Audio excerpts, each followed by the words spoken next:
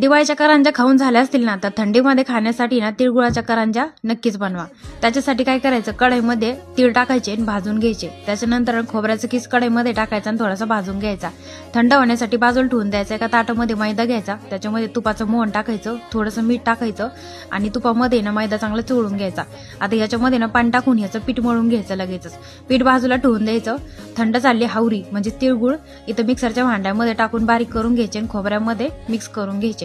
त्याच्यानंतर आता जे पीठ मळून ठेवलं होतं त्याच्या पुऱ्या लाटून घ्यायच्या. पुरे लाटून झाले की याच्यामध्ये सारण भरून घ्यायचं. त्याच्यानंतर मी इथं करंज्याच्या साच्या नाही, त्याच्यामुळे डब्याच्या आकाराने करंजी तयार करून घेतली अशी. आणि त्यानंतर इथं मॅगी खाण्याचा जो काट्याचा चमचा असतो त्याने अशी डिझाईन तयार करून घेतली. बघा आपली इथं करंज्या साच्या नसताना सुद्धा करंजी इथं तयार झाली. आता तेलामध्ये मी इथं तळून घेतलेली. तुम्हाला जर गुळ आवडत नसेल ना याच्यामध्ये तर तुम्ही साखर सुद्धा वापरू शकता.